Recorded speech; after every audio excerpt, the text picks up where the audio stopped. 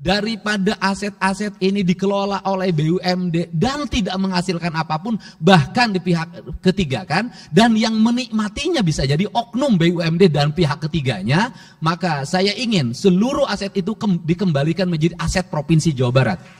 Maka saya memilih jalan utama adalah audit investigatif terhadap BUMD di Provinsi Jawa Barat. Lebih baik tidak punya BUMD daripada ada BUMD hanya menyalahgunakan kewenangannya, menggerogoti uang APBD atau mengalihfungsikan aset-aset milik pemerintah Provinsi Jawa Barat. Assalamualaikum warahmatullahi wabarakatuh. Yang saya hormati, kita karena ini tamu utamanya dan yang mengaudit seluruh pengelolaan keuangan kita, pimpinan 5 Badan Pemeriksa Keuangan Republik Indonesia, Pak Bobi Adityo Rizaldi, gelarnya panjang sekali, sekolahnya lama, wajar kalau jadi pimpinan 5, tepuk tangan. Sahabat saya ketika di DPR RI dulu, satu praksi dulu.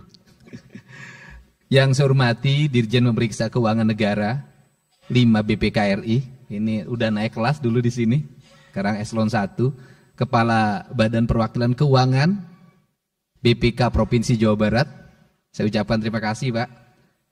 Kemudian saya hormati, ini lengkap sekali hari ini, Bapak Ketua DPRD Provinsi Jawa Barat, Pak Buki Wibawa hadir, yang hari ini sedang ulang tahun yang ke-57, Pak Haji Muhammad MK Iswara, ya,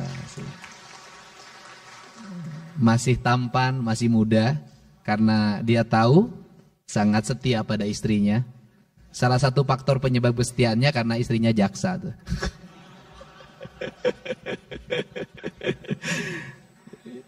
Kemudian hadir juga Pak Iwan Suryawan. Kemudian ini yang tren kita semua, tren center DPRD Pak Ono Surono.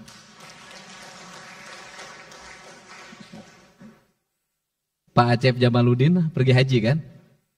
Lagi pergi haji. Yang saya hormati Pak Ibu Kajati yang mewakili Pangdam 3 Siliwangi. Kemudian yang mewakili Polda Jabar dan seluruh pimpinan instansi vertikal. Seluruh anggota DPRD Provinsi Jawa Barat yang saya hormati, saya muliakan dan saya banggakan. Yang pertama saya lebih mencermati ada beberapa catatan penting. Catatan penting pertama saya berucap terima kasih karena orientasi pemeriksaan BPK hari ini bukan hanya pada wilayah administratif, tetapi sudah mengarah pada aspek pengelolaan tata kelola keuangan, yaitu pada output, outcome, dan benefit. BPK sudah mulai menyoroti uang ini manfaatnya untuk apa dan dampaknya bagi kepentingan publik, punya daya dukung nggak terhadap ekonomi, terhadap pendidikan, terhadap kesehatan, dan terhadap seluruh kesejahteraan rakyat. Tentunya cara berpikir ini sangat efektif, karena dalam kerangka berpikir saya adalah keunggulan kita di bidang administratif, hasil WTP yang kita raih, administrasi yang sangat baik, tidak akan punya makna apapun manakala belanja yang kita belanjakan hanya untuk kepentingan birokrasi, tidak untuk kepentingan publik. Karena itulah fungsi dari pengelolaan keuangan daerah adalah membangun daya dukung terhadap pertumbuhan ekonomi, pertumbuhan pendidikan, pertumbuhan kesehatan, pertumbuhan daya dukung lingkungan yang pada akhirnya bisa meningkatkan angka IPM dan kesejahteraan masyarakat. Catatan-catatan penting yang tadi disampaikan akan saya sampaikan di sini. Yang pertama adalah catatan tentang pengelolaan pajak kendaraan bermotor. Itu sudah menjadi concern kami dan hari ini sudah mulai berjalan secara efektif. Seluruh catatan itu insya Allah tidak terulang pada pengelolaan pendapatan daerah di pajak kendaraan bermotor tahun 2025. Kemudian yang kedua, catatan pengelolaan aset ini adalah satu hal yang terus-menerus berlangsung. Dan yang paling utama adalah aset pemerintah itu di mana-mana. Tetapi manfaat dari aset itu yang sampai hari ini belum terlihat. Bahkan secara bertahap aset itu hilang. Hilang itu bisa dua. hilang dari sisi catatan, 2 hilang dari sisi penggunaan. Maka pada saat ini pemerintah provinsi lagi konsen untuk mengembalikan kembali aset daerah. Dan catatan yang paling utama aset daerah yang sudah berubah menjadi aset BUMD. Ini agak berbahaya.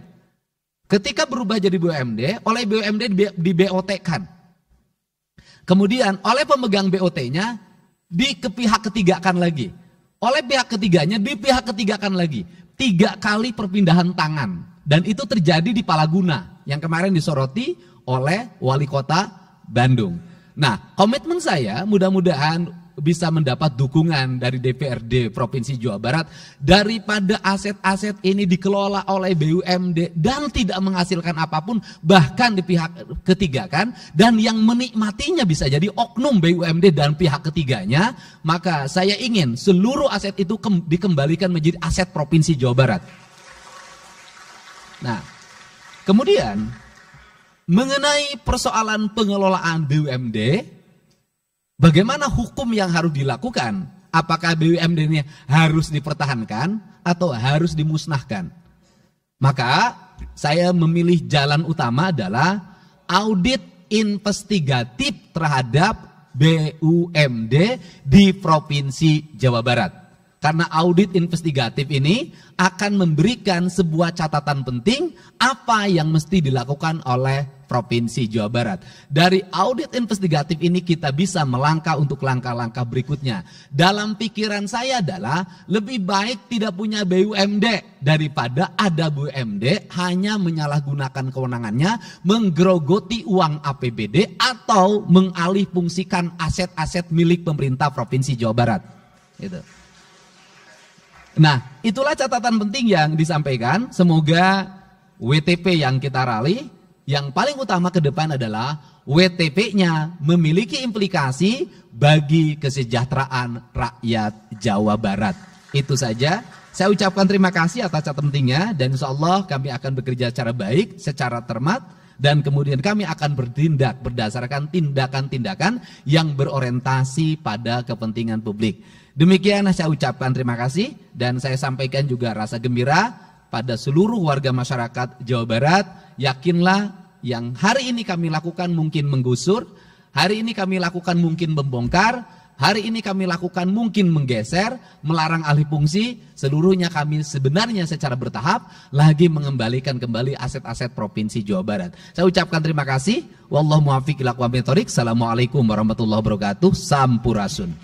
Wah, luar biasa ya. Ya, jadi ini kabar terbaru untuk tanah air. Nah, kalau menurut teman-teman kira-kira bagaimana pendapatnya? Teman-teman seneng nggak? Atau jangan-jangan punya pendapat lain? Bantu dong, berikan pendapat beserta alasannya di kolom komentar ya. Karena tentunya pendapat hebat dari teman-teman berpotensi besar untuk tersampaikan ke pemerintah. Oke, jadi itulah info update untuk Kang Deddy Mulyadi. Orang yang memegang kekuasaan harus menggunakan tangannya untuk merubah seluruh kemungkaran ini. Oke, masih banyak nonton, jangan lupa untuk bantu di like dan di share video ini. Jangan lupa juga bantu untuk subscribe ya. Oke, stay tune at my channel. See you next video.